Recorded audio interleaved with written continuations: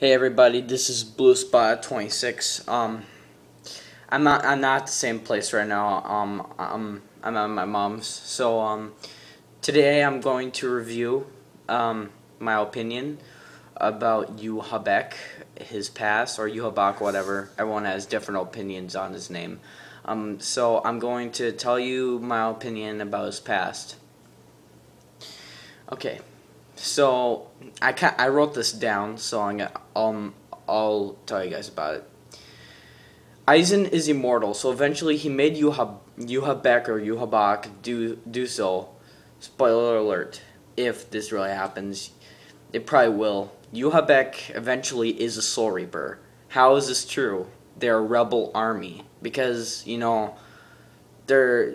I mean, Captain Shigekuni Genryosai said they're a rebel army a while ago, so eventually the Quincy, of course, did betray Soul Society. Juha Bach made the Quincy possible. I believe that is true, and believe it or not, this may sound weird, but I think he could be related to Ichigo Kurosaki in Ishin.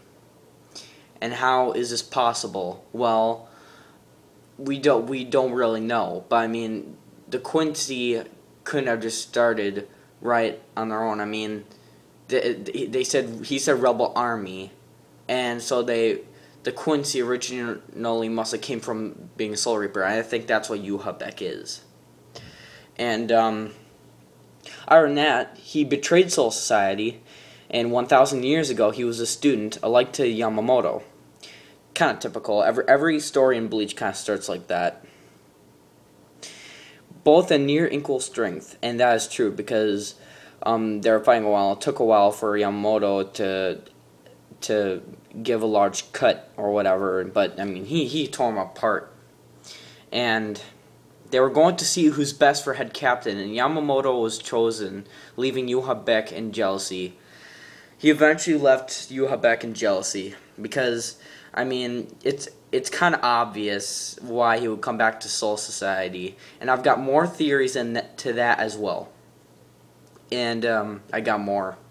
My next theory is this: as Yamamoto was chosen to lead Soul Society as the first head captain, because it was 1,000 years ago, he said no one has emerged to be more stronger than me for over 1,000 years. And how he would know it for 1,000 years, he must have been strong for probably about 1,000 years ago. Or it could be wrong, but that's kind of my view of it. So as Yamamoto was chosen to lead Soul Society, Juha Bach was jealous for all he went through only to be rejected. That's why Yamamoto said sorry after fighting him in the last chapter. That is another truth, because eventually there's got to be a reason why he said sorry, other than to attack him. And there's got to be, they always give certain meanings to why they say stuff like that in anime, and I think that's one reason.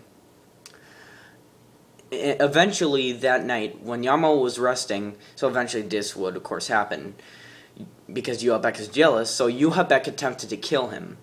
Yamamoto woke up and fought him off. As they fought, Yamamoto was given a large scar on his head. I think that's why he has a large scar. It's from Juha Bach.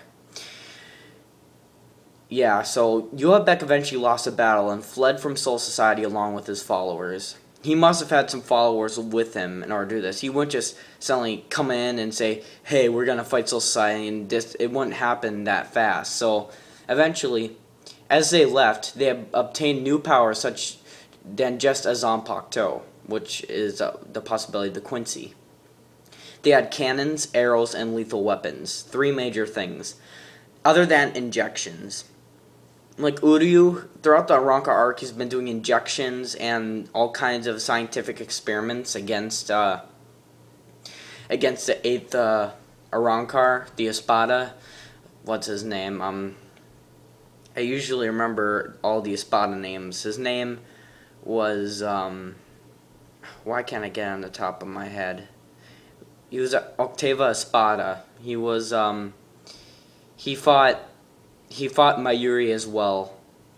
Sayela Prograns, the guy with the pink hair and the glasses, he was the one who experienced how smart Uri was with his scientifics, along with Mayuri and what they have alike.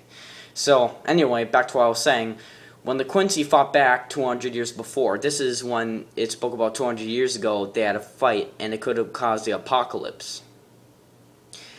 Juha Bach was yet again forced to flee, so eventually, of course, he had to flee again, because 200 years ago, this fight happened, so he would have died back then, and he wouldn't be able to come back, so he did die, and eventually he came back. He knew after all this it would get him nowhere, so eventually he created a different group after the war known as the Vanden Rake, which is a group of different spiritual races such as Arankars, Quincy's, Soul Reapers, and maybe some Fullbringers who wanted to end Soul Society.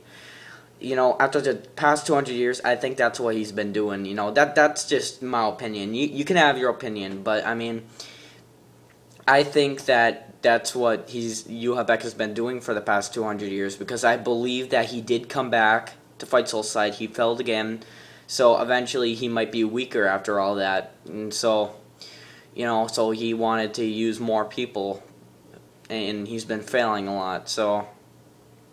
And there's a reason, I think there's also a reason why I said I wasn't strong enough, because he wasn't strong enough, which kind of proves he wasn't strong enough to be a head captain, so.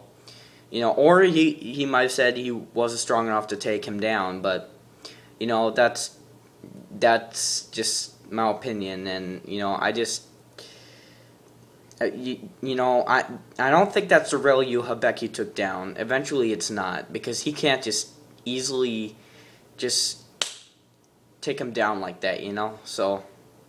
That's my opinion. I hope you liked the video, and I have more reviews coming up and my opinions. Well, that's all. Later.